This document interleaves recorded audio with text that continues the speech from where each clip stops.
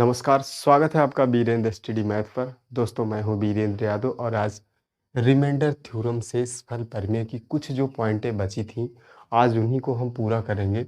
अच्छा, हमने remainder theorem में आपको कल क्या बताया था, बस उसके बारे में जान लेते हैं। हमने रिमाइंडर थ्योरम में कल आपको क्या बताया था?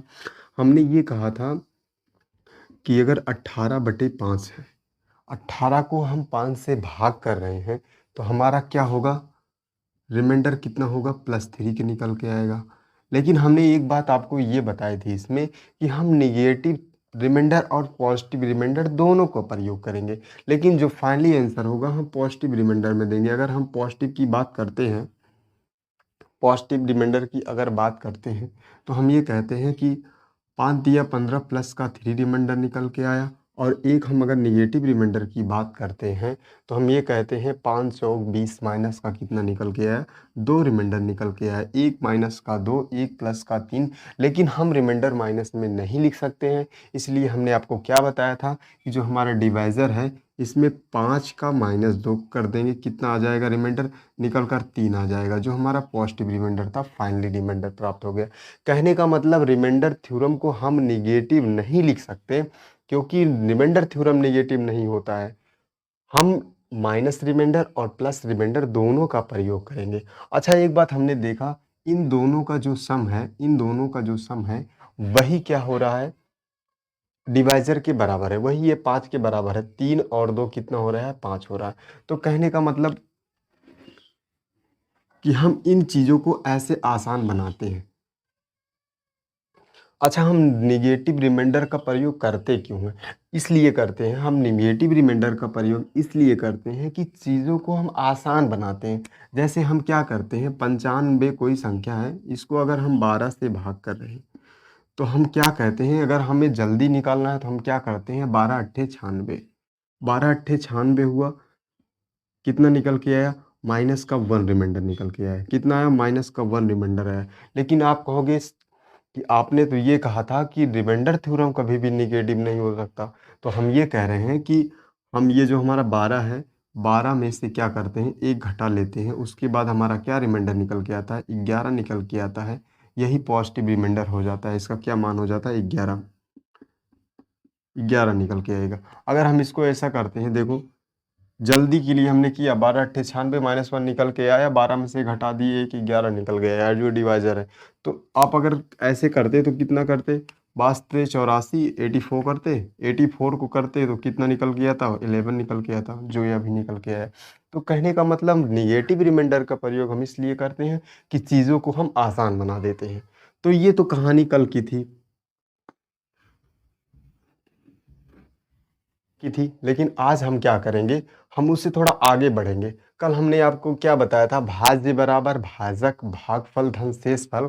आज उसी से रिलेटेड कुछ अच्छे-अच्छे क्वेश्चन हम देखेंगे कि भाज्य बराबर क्या होता है, भाजक भागफल धन शेषफल। जैसे कभी ऐसा कोई, जैसे हम ये कहते हैं कि अगर हम इसको कर देते हैं, ये इसका 4 गुना है, ये इसका 4 गुना, यानी डिवाइज़र जो है कुटेंट का 4 गुना है, और शेषफल हमारा जो है, शेषफल भागफल का क्या कर रहे हैं हम, क्या आपको कह देते 5 गुना है। चलो ठीक है। और अगर हम ये कह देते हैं ये 4 निकल के आया, तो अगर रिमाइंडर हमारा 4 है, तो डिविडेंड कितना होगा, ये कितना होगा, भाज्य कितना होगा? तो आप कहोगे 5 चौक 20, ये 20 हो गया, और इसका हम 4 से भार लगा देते हैं, क्योंकि ये इसका कितना है, 4 गुना है। तो हम ये क्या कहते हैं, 4 गुना का मतलब ये हुआ कि ये 5 होगा, तभी तो 20 होगा, 4 गुना होगा। तो जब ये 4 गुना हो गया, तो अब डिविडेंड निकालना आसान हो गया हमारा। यानी कि भाज्य बराबर क्या होता, हमने क्या कहा था, भाज्य बराबर क्या हो जाएगा, डिविडेंड इक्वल टू क्या हो जाएगा, डिवाइज़र इंटू कूटेंट प्लस क्या, रिमाइंडर। तब इसमें हम रख देते हैं, इसी पे हम रख देते हैं, क्या 20 हमारा क्या निकल के आया है, कूटेंट है, इंटू क्या हो जाएगा, 5 हो जाएगा, और प्लस क्या, रिमाइंडर हमारा क्या है, 4 है। यानी कि कहने का मतलब हम इसको कितना कह देंगे कि ये हमारा हो जाएगा, इसको हम इतना कह देंगे, ये हमारा हो जाएगा 20 पंचे 100, 100 प्लस 4 कितना, 104 के। यहाँ कितना होगा 104 हो जाएगा। तब हमारा आंसर कितना प्राप्त हो जाएगा, शेषफल 4 प्राप्त। तो कहने का मतलब हम इन सवालों को इसी तरह से करते हैं। आइए अब बेहतरीन बेहतरीन क्वेश्चनों की तरफ ले चलते हैं, जो क्वेश्चन एग्जाम में पूछे गए हैं। हम उन्हीं क्वेश्चनों पर बात करेंगे। अभी तक हमने जितना बताया है वो सारे क्वेश्चन किसी न किसी एग्जाम से ज़रूर रिलेटेड हैं। तो आइए हम कुछ क्वेश्चन देख लेते हैं। क्वेश्चन हमें देखना पड़ेगा। वह संख्या ज्ञात कीजिए जिससे यदि 1225 में भाग दिया जाए तो भागफल 84 तथा शेषफल 5 प्राप्त होता है। अब क्या कह रहा है, वह संख्या ज्ञात कीजिए। आपको क्वेश्चन दिख रहा होगा, ये क्वेश्चन हमें नहीं दिख रहा है, तो हम क्या करें, वह संख्या ज्ञात कीजिए जिससे यदि 1265 में भाग दिया जाए तो क्या हो जाता है, भागफल 84 हो जाता है। ये कह रहा है भागफल 84 हो जाता है, जो आपको क्वेश्चन दिख रहा होगा, भागफल 84 हो जाता है तथा शेषफल 5 हो जाता है। शेषफल 5 हो जाता है। अब ये कह रहा है 1265, जो हमारा ये डिविडेंड दिया है 1265, 1265, 1265, 1265, यानी कि अब ये कह रहा है कि 1265 में किसी संख्या को भाग दिया जाता है तो भागफल इतना निकल के आता है और शेषफल इतना निकल के आता है। तो हमारा रिमाइंडर कितना होगा, तो हमें सीधा सीधा पता है कि डिविडेंड इक्वल टू, यानी डिविडेंड इक्वल टू क्या हो जाएगा, डिवाइजर इनटू क्या, कूटेंट, प्लस क्या, रिमाइंडर के, प्लस क्या, रिमाइंडर के। तो हम यहीं पे डायरेक्टली रख देते हैं, तो हमें इसमें क्या मिलेगा, डायरेक्टली इसमें हमें क्या मिलेगा, ये हम ये कह सकते हैं 1265 इक्वल टू में क्या हो जाएगा, 84 प्लस क्या हो जाएगा, 5 हो जाएगा। प्लस क्या निकल के आएगा, 5 निकल के आया। इसको अगर हम सरल करें तो 5 इधर आ जाएगा, प्लस है तो माइनस हो जाएगा, 1265 माइनस 5 इक्वल टू 84 के। क्लियर है। अब ये हो जाएगा आपका 1260 इक्वल टू कितना, 84 के। अच्छा, इसको हम 4 से काटेंगे तो कटेगा, बिल्कुल कटेगा, 2 डिजिट 4 से कट रही है। तो कहने का मतलब 4 का क्या डिजिबिलिटी रूल था कि लास्ट की 2 संख्या कटनी चाहिए। तो 4 से हम काट सकते हैं इसको। 21 चौक 84 होता है और इसका कितना हो जाएगा, 4 तिया 12 और ये हो जाएगा 4 15 चौका 60। फिर अगर हम इसको काटेंगे 21 से, 21 पंचे 21 इकन्ना में 21 और 21 10 31 105 हुआ, 21 पंचे 105। कहने का मतलब इसका क्या उत्तर निकल के आया, 15। कहने का मतलब अगर हम यहाँ 15 से भाग देते तो शेषफल हमारा 5 हो जाता। तो कहने का मतलब हमें इन्हीं अप्रोचों के साथ आगे बढ़ना है। ये तो हमें समझाने के लिए टाइम लगा, नहीं तो क्या करते हम डायरेक्टली इसको, इसमें से ये 5 घटा देते, उसके बाद हम इससे भाग कर देते, हमारा आंसर निकल जाता। कैसे करते हम, 1265 था, 5 घटा देते, कितना निकल गया था, 1260 निकल के आता। इसको 84 से हम भाग कर देते, हमारा 15 निकल के आता। कहने का मतलब हम आसानी से क्वेश्चनों को बना सकते थे, लेकिन ये समझाने के लिए ताकि आप भी समझो, यानी डिविडेंड इक्वल टू यानी भाज्य, इसको यानी कि भाज्य बराबर भाजक भागफल धन शेषफल। तो कहने का मतलब इन्हीं पे हम रखते हैं। आइए दूसरा क्वेश्चन देखते हैं, साफ कर लें। दूसरा क्वेश्चन हमारा है, दूसरा क्वेश्चन क्या है, विभाजन के एक प्रश्न में भाजक भागफल का 3 गुना तथा शेष फल का 6 गुना। ये क्वेश्चन हमें दिख नहीं रहा है, इसलिए हमें देखना पड़ रहा है। ये क्वेश्चन जो आपको दिख रहा होगा स्क्रीन पे वो हमें नहीं दिख रहा है, इसलिए हमें देखना पड़ रहा है। तो क्या है, विभाजन के एक प्रश्न में, विभाजन के एक प्रश्न में विभाजक भागफल का 3 गुना, जैसे ऐसे कोई है ऐसे बनाया है, इसमें ये कह रहा है कि ये इसका क्या है, 3 गुना है, ये इसका क्या है, 3 गुना है। 3 गुना किसका, भागफल का, डिवाइजर भागफल का 3 गुना है तथा शेष फल का 6 गुना है। तथा ये जो हमारा है शेष फल का, क्या हमारा यहाँ शेष फल निकल के आता है, इसका कितना है, ये 6 गुना, 6 गुना सॉरी, ये 6 गुना है। भागफल जो है 6 गुना है शेष फल का। उसके बाद कह रहा है यदि शेष फल 2 है, यदि शेषफल 2 है, यदि शेषफल 2 है तो क्या, तो भाज्य कितना होगा, यानी कि ये हमसे पूछा है, ये हमसे पूछ रहा है कि डिविडेंड कितना होगा। तो आइए देखते हैं। हमने ये कहा कि ये अगर इसका 3 गुना है और ये इसका 6 गुना है, तो हमें क्या है, 6 दूनी 12, डायरेक्ट हम ये करते हैं भैया, 6 दूनी 12 यानी कि ये तो 12 होगा, कन्फर्म है।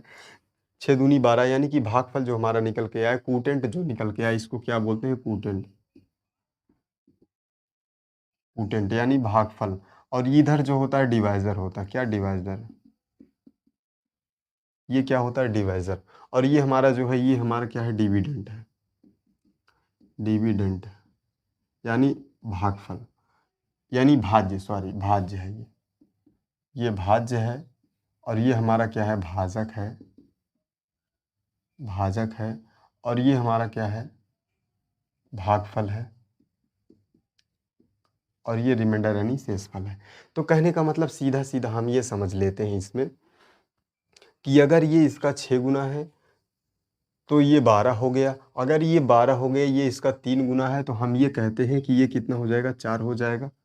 ये बात तो आपको समझ में आई होगी, क्यों 4 होगा, क्योंकि ये 4 तियाँ 12, इसका 4 गुना है, 12 भागे 3 अगर करेंगे आप तो कितना निकल के आएगा, 4 निकल के आया, जो हमारा क्या हो गया, डिवाइजर हो गया, डिवाइजर होगा। अब मामला तो बराबर हो गया, यानी कि 4 इंटू 12, हम क्या करते हैं कि नहीं, भाज्य बराबर भाजक धन, भाज्य बराबर भाजक भागफल धन शेषफल। यानी इसमें भाज्य हमें निकालना है, अगर हम इसको यन मान लेते हैं तो हम क्या कहते हैं, यन इक्वल टू क्या हो जाएगा, 4 इंटू 12 प्लस कितना, 2 के, ये होगा।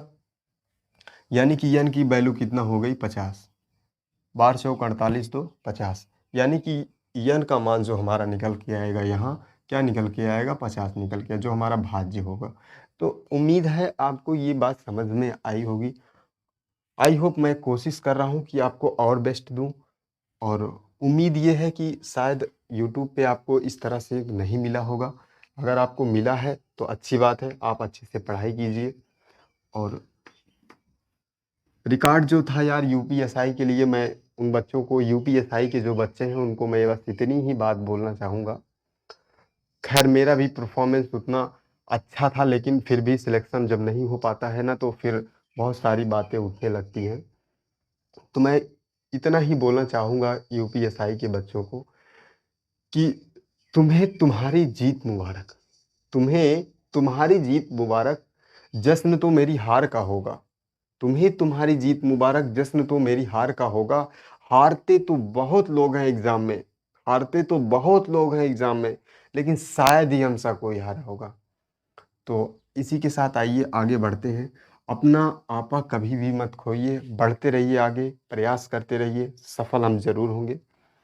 तो कहने का मतलब क्या है, बिलीव इन योर सेल्फ, अपने आप पर विश्वास रखिए कि हम एक दिन कामयाब जरूर होंगे। तो आइए इसी के साथ थोड़ा अगले क्वेश्चन पे चलते हैं। अच्छा, इस टाइप का एक क्वेश्चन हम और देख लेते हैं, उसके बाद थोड़ा आगे चलते हैं।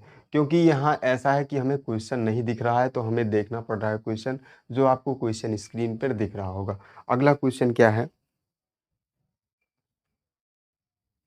सेम क्वेश्चन ऐसा ही है कि जैसे कोई दिया, अगर विभाजन के एक प्रश्न में क्वेश्चन यही था, हम पढ़ लेते हैं। अगर विभाजन के एक प्रश्न में विभाजक भागफल का 3 गुना, सॉरी विभाजक भागफल का, इसका कह रहा है क्या, 12 गुना, कितना, 12 गुना, ये इसका क्या है, 12 गुना है, 12 गुना है।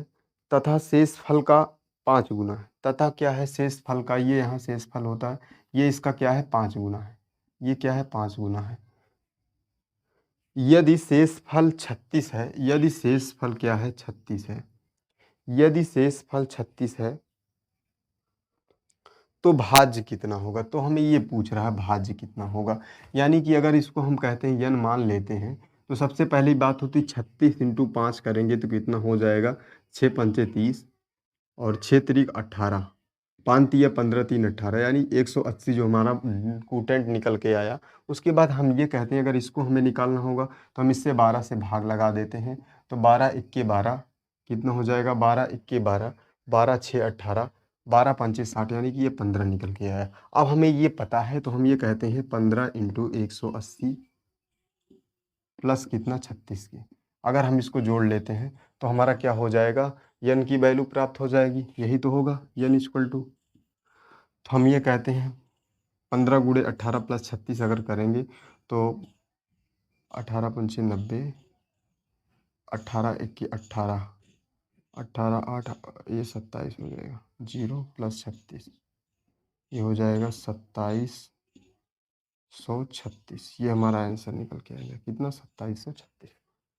तो कहने का मतलब क्वेश्चनों को हम इसी तरह से आसान बनाते हैं और आराम से गुणा कर लेते हैं। अगर ये डिजिट थोड़ा बड़ी होती तो हम क्या करते, इसमें जो कॉमन होता है उसको हम कॉमन कर लेते। अगर हम 36 कॉमन कर लेते, ऐसे देख लेते हैं, इसमें हम क्या करते, अगर और आसान बनाने के लिए इसको सरल कर देते, यानी कि 15 था, इसमें हम क्या करते 36 कॉमन कर लेते। कितना, 36 अगर हम कॉमन कर लेते तो क्या बचता है इसमें, 36 अगर कॉमन कर लेते तो बचता क्या, 15 इंटू कितना, 5 प्लस कितना 1 के, ये हो जाता 15 पचे 75 एक 76 इंटू 36 के। तो ये हमारा हो जाता, लेकिन ये सिंपल डिजिट थी, आसानी से हमने निकाल दिया 2736। तो आइए थोड़ा और आगे बढ़ते हैं और क्वेश्चनों पर। इससे पहले हम और आगे जाएं, थोड़ा रिमाइंडर थ्योरम की क्या करते हैं, प्रॉपर्टी ऑफ रिमाइंडर थ्योरम। क्या प्रॉपर्टीज ऑफ क्या, remainder theorem, properties of remainder theorem, यानी कि रिमाइंडर थ्योरम की क्या प्रॉपर्टी है उनके बारे में थोड़ा जान लेते हैं कि क्या क्या प्रॉपर्टी है रिमाइंडर थ्योरम की। तो प्रॉपर्टी ऑफ रिमाइंडर थ्योरम यानी इनके बारे में हम थोड़ा जान लेते हैं कि इनकी अच्छा, इसमें हम ये कहते हैं सबसे पहली टाइप 1 का क्या होता है। जैसे टाइप 1 के क्वेश्चन होते हैं, क्या टाइप 1, टाइप फर्स्ट में अगर हम देखेंगे तो इसकी क्या प्रॉपर्टी बनेगी। अगर हम यक्स को डी से भाग कर रहे हैं, सिंपल सी बात है, यक्स को डी से भाग कर रहे हैं तो हमारा क्या हो जाएगा, रिमाइंडर अगर आर प्राप्त हो रहा है, क्या रिमाइंडर, अगर हम यक्स को डी से भाग कर रहे हैं तो रिमाइंडर हमारा आर प्राप्त हो रहा है। अगर हम 2x को डी से भाग करेंगे तो हमारा रिमाइंडर जो है 2r प्राप्त होगा। अगर रिमाइंडर 2r प्राप्त होगा, अगर रिमाइंडर डिवाइजर से बड़ा हो रहा है तो हम डी से एक बार और भाग लगा देंगे, यहाँ से भाग और लगा दें। जैसे क्या करते हैं, जैसे हम क्या करते हैं, यक्स को अगर हम डी से भाग कर रहे हैं, यानी कि अगर हम मान लो कोई संख्या दिया गया है, हमारा निकल के आ रहा है 12, अगर हम 2x को 15 से भाग करेंगे तो हमारा रिमाइंडर क्या निकल के आएगा, 12 दूनी 24। सिंपल सी बात है, अगर ये बड़ा आ रहा है 15 से तो हम क्या करते हैं, एक बार और, यानी 15 इक्की 15, 24 9 हो जाएगा, 15 9।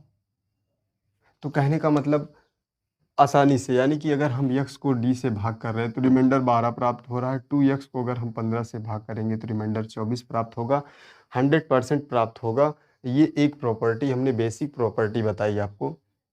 दूसरी बात क्या होगी, अगर हम इसी में ये कहते हैं कि अगर हम यहाँ करेंगे 3x अपॉन डी तो रिमाइंडर हमारा क्या निकल के आएगा, 3r निकल के आएगा।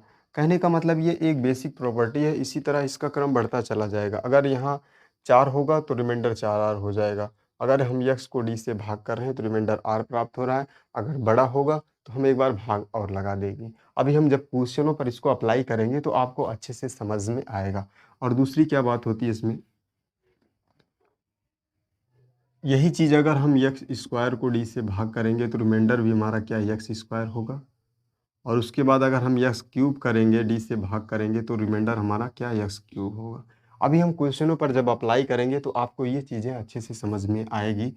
अगर इसी में हम ये क्या करते हैं, इसी में अगर हम ये कहते हैं कि अगर हम यक्स को, एक मिनट, अगर हम ये कहते हैं कि यम को एन से भाग कर, यम को यक्स से भाग कर रहे हैं, इस स्थिति में हमारा रिमाइंडर क्या निकल के आ रहा है, आर निकल के आ रहा है। अगर हम यन को R1 कर लेते हैं, अगर हम यन को यक्स से भाग कर रहे हैं, ये यक्स है, यहाँ से यक्स समझ लो, ये यक्स है, क्या है यक्स, ठीक है, यक्स और यन दोनों सेम हो रहा है इसलिए बना दिए इसको। अगर हम, ठीक है, बना, अगर यम को यक्स से भाग कर रहे हैं, रिमाइंडर R1 निकल के आ रहा है। अगर हम यन को यक्स से भाग करेंगे तो रिमाइंडर हमारा क्या R2 निकल के आ रहा है। तो कहने का मतलब हम अगर ऐसा क्वेश्चन में दिया गया हो कि अगर हम यम से भाग कर रहे हैं तो यक्स निकल के आ रहा है, रिमाइंडर R1 है। अगर यन को यक्स से भाग कर रहे हैं तो रिमाइंडर R2 निकल के आ रहा है। अगर पेपर में दिया हो तो अगर हम इन दोनों को जोड़ेंगे तो क्या कहेंगे, M plus N upon X equal to क्या हो जाएगा, R1 प्लस R2। आगे जब हम चीज़ों को आसानी से समझेंगे तो आराम से हम निकाल पाएंगे। अच्छा, इसी इसी में अगर एक क्वेश्चन और पूछ लिया जाए तो टाइप है, अलग अलग टाइप है। अभी हम क्वेश्चनों पर जब आएंगे तो ये चीज़ आपको अच्छे से समझ में आएगी, तो आप कहोगे नहीं ये सही है। अगर हम ये कहेंगे, इसी में ये कह दें कि M plus N upon X equal to R1 plus R2। अगर इसको कह रहा कि यम प्लस यन से भाग देते हैं यक्स में तो रिमाइंडर हमारा क्या R3 कुछ निकल के आ रहा है। तो हम इसी को ये कह सकते हैं कि R3 R1 प्लस R2, यानी कि R1 plus R2 minus R3। अभी हम जब क्वेश्चनों पर अप्लाई करेंगे ये मेथड तो आपको अच्छा लगेगा और उसके बाद आप ये कहेंगे नहीं ये प्रॉपर्टी बहुत अच्छा है, हमें यूज़ करनी चाहिए।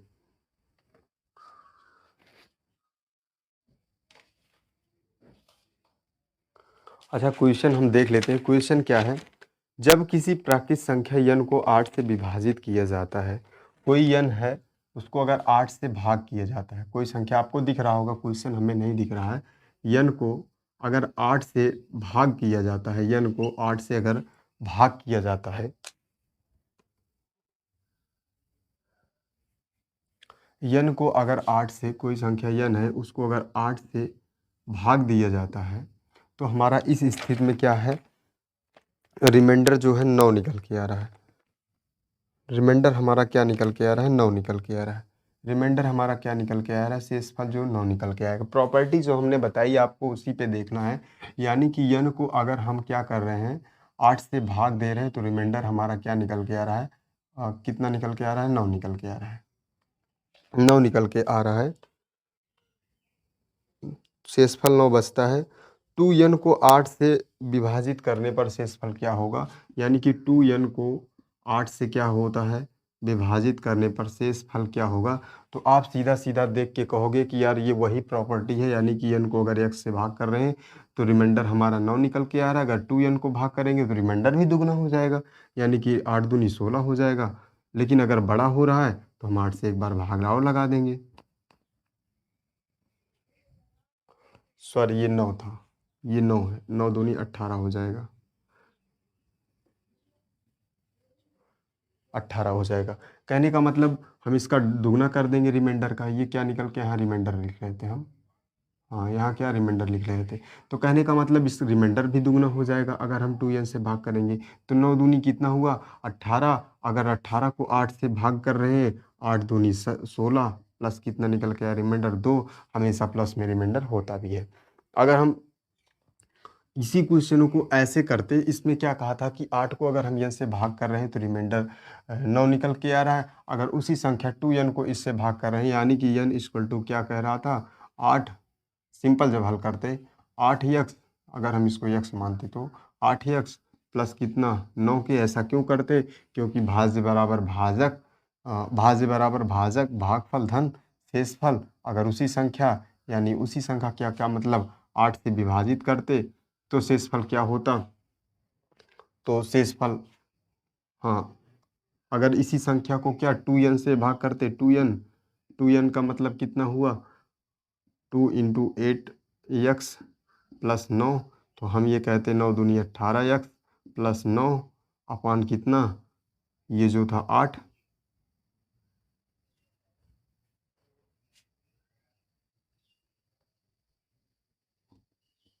8 दूनी 16 हो जाएगा। तो हम ये क्या कहते, ये तो डायरेक्टली कट जाता, 16 हो जाता। अगर इसको हम 9 से 8 को भाग करते तो इस स्थिति में रिमाइंडर हमारा क्या निकल के आता, यहाँ इंटू 2 होगा, सॉरी 2 से है 9, यहाँ 2 होगा। अगर इस स्थिति में हम क्या करते, 9 दूनी 18 ये यहाँ लिखते, ठीक है।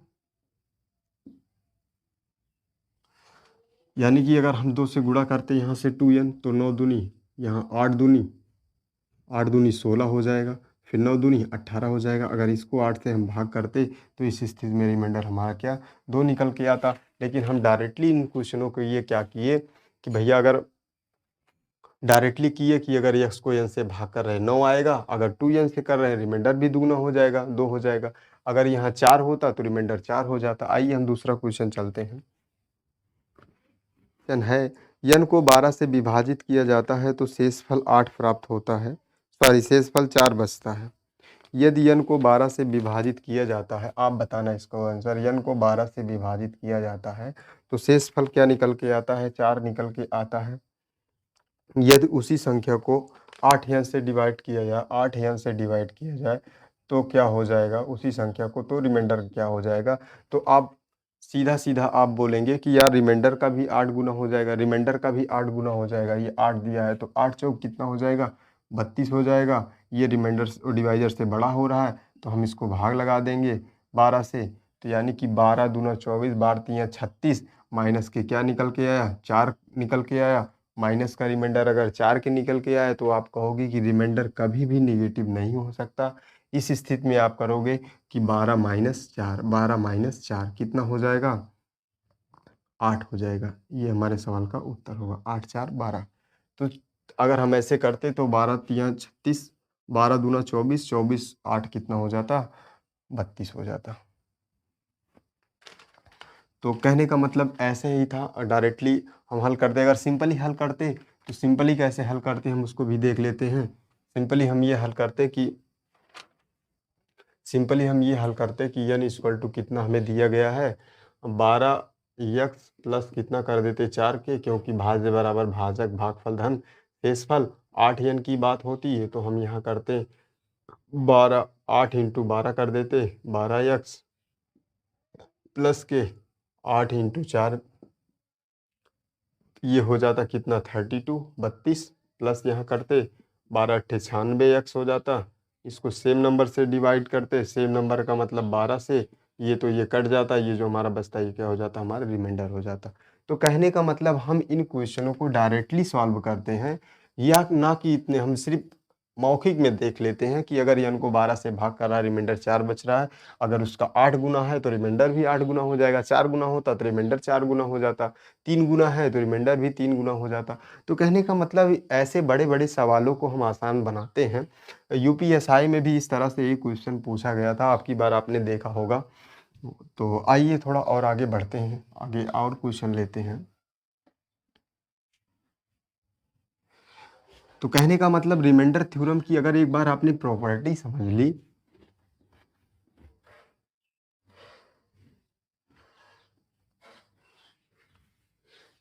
मैंने आपको क्या कहा कि प्रॉपर्टी पे कैसे कैसे प्रॉपर्टी बेस्ड क्वेश्चन, मतलब हमने जो प्रॉपर्टी बताई आपको, कैसे हम डायरेक्टली उस क्वेश्चनों को उड़ाते हैं।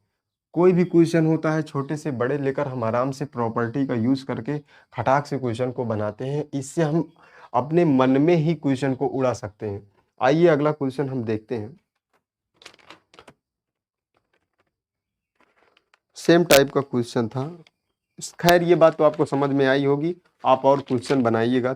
दूसरी टाइप का क्वेश्चन हम देख लेते हैं, जो हमारा दूसरी प्रॉपर्टी थी।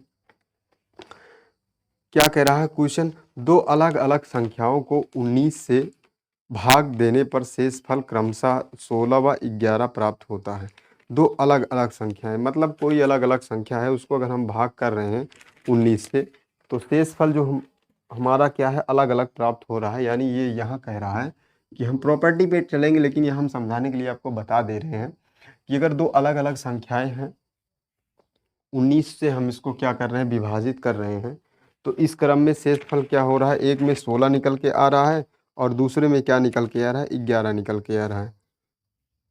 एक में 16 निकल के आया है रिमाइंडर, और दूसरा इसी तरह से हम भाग करते तो रिमाइंडर कितना निकल के आता, 16, एक में 11 निकल के आ रहा है।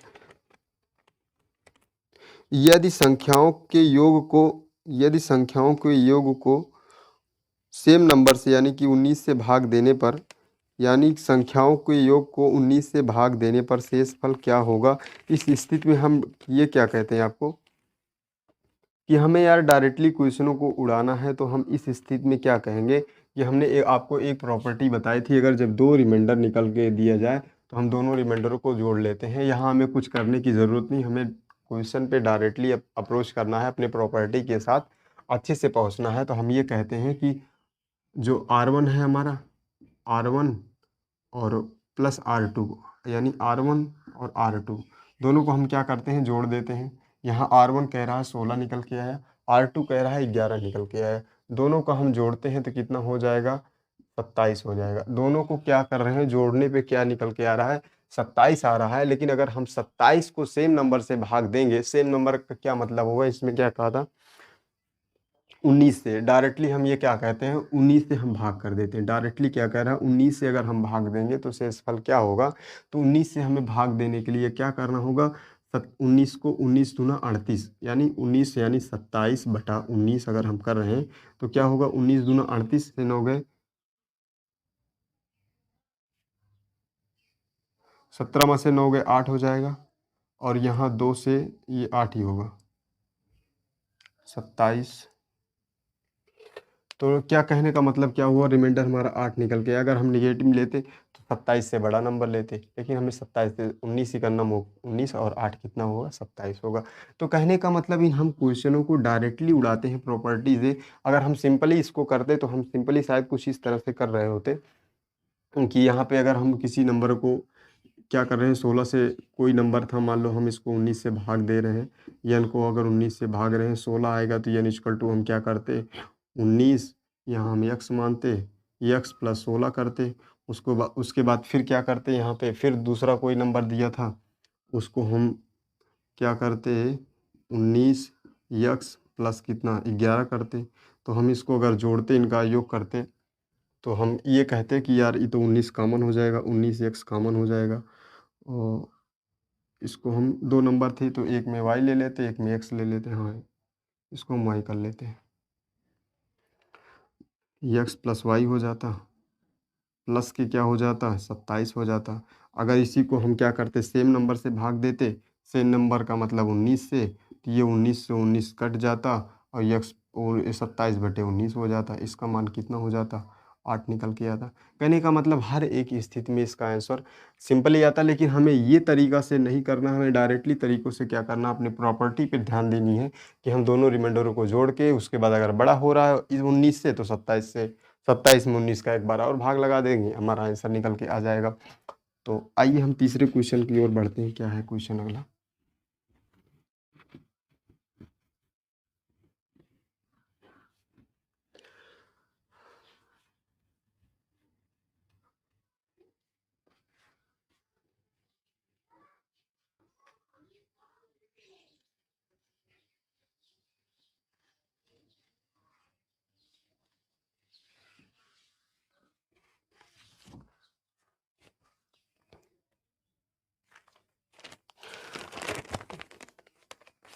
इसी टाइप का एक क्वेश्चन और देख लेते हैं। दो अलग अलग संख्याओं को 20 से भाग देने पर क्रमशः शेष फल 15 व 18 प्राप्त हो रहा है। तो हम डायरेक्टली ये कह रहे हैं कि अगर हम 20 से भाग दे रहे हैं किसी संख्या में, तो शेष फल हमारा क्या 15 और 18 प्राप्त हो रहा है। 18 प्राप्त हो रहा है तो हम क्या कहेंगे, ये रिमाइंडर R1 हो जाएगा, ये रिमाइंडर हमारा क्या R2 हो जाएगा। डायरेक्टली हम कह रहे हैं ये रिमाइंडर R1 हो जाएगा, ये R2 हो जाएगा। अगर इसको हम दोनों को जोड़ लें तो 8 5 13 हो जाएगा, 1 1 2 1 3 हो जाएगा, 33 हमारा हो जाएगा, 33 हमारा हो जाएगा। आगे क्या क्वेश्चन में कह रहा है, प्राप्त होता है यदि संख्या के योग को 20 से भाग देने पर शेष फल क्या होगा। संख्या के योग को 20 से भाग देने पर, संख्या का योग को 20 से भाग देने पर, तो हम ये डायरेक्टली कहेंगे कि 20 तो है ही है हमारा, इसको हम 20 एक के 20 हो जाएगा। 13 अगर हम जोड़ देंगे तो कितना निकल के आएगा, 13 हमारा रिमाइंडर हो जाएगा, जो इस सवाल का उत्तर था। कहने का मतलब हम डायरेक्टली क्वेश्चनों को आसानी से प्रॉपर्टी पे बना देंगे कि R1 प्लस R2। इसी तरह से R3 का भी हम बताएंगे इक्वेशन, यानी कि 15 प्लस 18 जोड़ेंगे तो हमारा 33 निकल के आएगा, 8 5 13 और उसके बाद 3 हुआ, हासिल 1 हुआ, 1, 1, 2, 1, 3 हुआ, जो हमारा 20 था इससे हम फिर एक बार भाग दिए, तो रिमाइंडर क्या निकल के आया? 20 निकल के आया। क्वेश्चन में दिया गया था 20 से अगर हम भाग देते हैं तो क्या होगा? आपको ये क्वेश्चन दिख रहा है लेकिन हमें नहीं दिख रहा है, इसलिए हमें बताना, देख के बताना पड़ रहा है क्वेश्चन को, देखना पड़ रहा है क्वेश्चनों को। आइए अगले क्वेश्चन पे चलते हैं।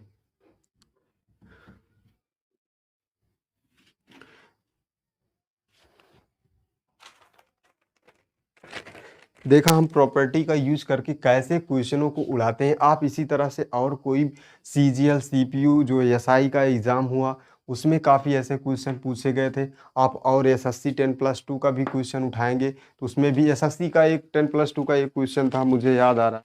361 को क्या कह रहा है? किसी संख्या को 361 से भाग देने पर, किसी संख्या को क्या 361 से भाग देने पर क्या बच रहा है? शेषफल जो हमारा 47 बच रहा है। अगर इसी संख्या को किससे भाग देने पर, इसी संख्या को 19 से भाग देने पर शेषफल हमारा क्या होगा? अगर ऐसा क्वेश्चन पूछ लेता है तो यानी कि यही हुआ कि अगर हम यक्स को यन से भाग दे रहे हैं तो क्या होगा? तो इसी स्थिति में हम आपको पहले बताए थे, जो पहली वीडियो था इसमें क्वेश्चन बताया था कि हमें इसको तो देखने की ज़रूरत नहीं है, मैं डायरेक्टली 19 को 47 से भाग लगा देनी है कि 19 दूना 38, 19 तिया 57, 19 से अगर हम भाग लगा देंगे तो हम क्या करेंगे? 19 तिया 57 और 47 10 57 माइनस का 10 निकल के आया, लेकिन रिमाइंडर कभी भी नेगेटिव नहीं होता, तो हम ये क्या कहते हैं? 19 माइनस क्या 10 इक्वल टू कितना हो जाएगा? 9 के। ये जो हमारा फाइनली आंसर होगा। तो कहने का मतलब क्वेश्चनों को हम आसानी से बना सकते हैं और आसानी से निकाल सकते हैं रिमाइंडर, लेकिन हमें क्या कुछ अच्छे अप्रोच की ज़रूरत होती है। तो हम प्रॉपर्टी को इसी तरह अप्लाई करेंगे क्वेश्चनों में।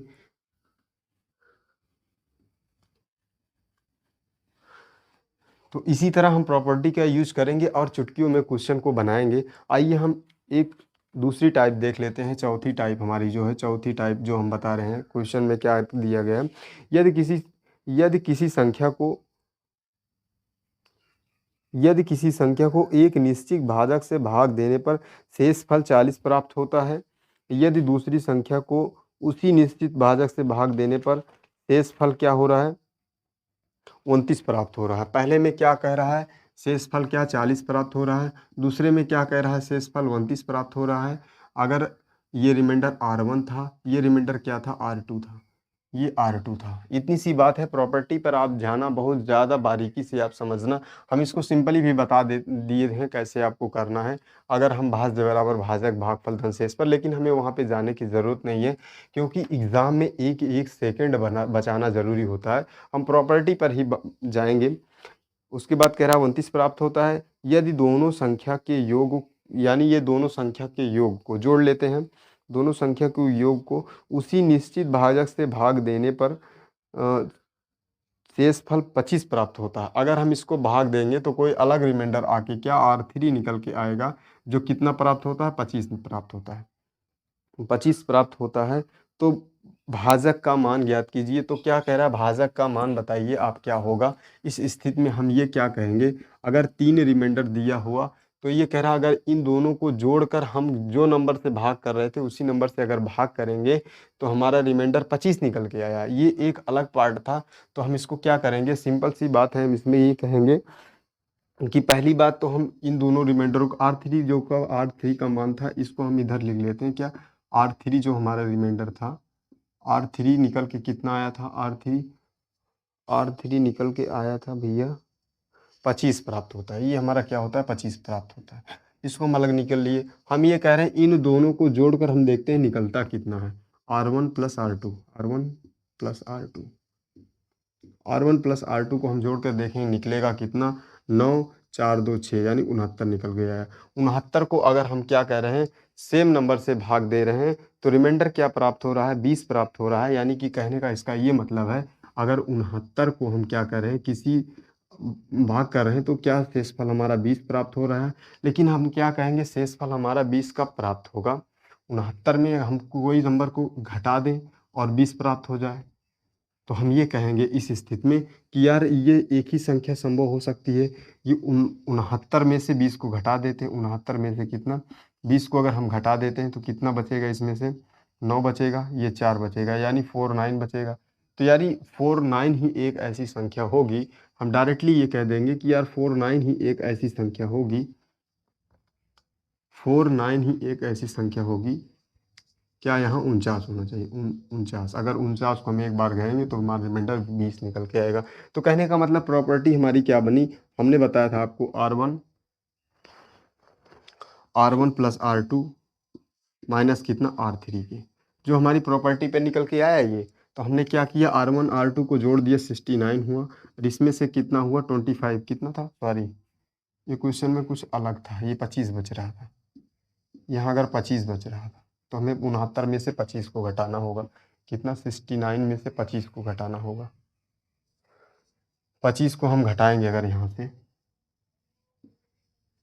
तो 9 में से 5 गया, कितना निकल के आएगा 4, ये 4 हो जाएगा, 44 बचेगा, 44 निकल गया, यानी कि 69 माइनस कितना 25 इक्वल टू कितना निकल के आएगा 44, जो हमारा भाजक था, डिवाइजर था, ये हमारा आंसर निकल के आया। कहने का मतलब हम क्वेश्चनों को प्रॉपर्टी बेस्ड इतनी आसान बना देते हैं प्रॉपर्टी से। कहने का क्या मतलब हुआ कि हम क्वेश्चनों को प्रॉपर्टी बेस पर इतना आसान बना देते हैं कि कोई भी क्वेश्चन हो हम उसको अच्छे से हैंडल कर सकते हैं,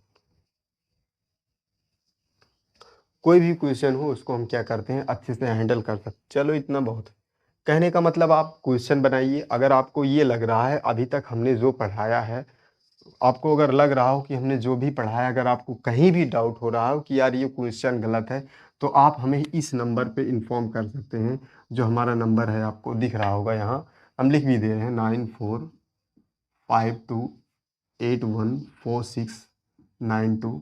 ये व्हाट्सअप आप इस पे कर सकते हैं और उस पे करके बता सकते हैं कि आपका ये क्या था, जो क्वेश्चन था, जो आपका ये क्वेश्चन था वो गलत था या आपका क्वेश्चन ऐसा है। अगर आपको कोई भी डाउट है कि हमने जो अभी तक हमने जितनी भी वीडियो आपको दी उसमें अगर आपको 1% कोई डाउट हो रहा है तो आप इस नंबर पे सूचना दे सकते हैं। मैं कोशिश करूँगा कि आपको जल्द से जल्द उस क्वेश्चन को सॉल्व किया जाए। उम्मीद है कि आपको जितना मैं पढ़ाया अच्छा लगा है। अगर अच्छा लगा हो तो लाइक, शेयर, सब्सक्राइब करें। देखो यार अपने महिला मित्र को भी बताइए कि यहाँ पे इस तरह से पढ़ाया जा रहा है, तो थोड़ा अच्छा भी लगता है। तो आज के लिए इतना ही, मिलते हैं नेक्स्ट वीडियो में, तब तक के लिए thank you, take care, bye bye.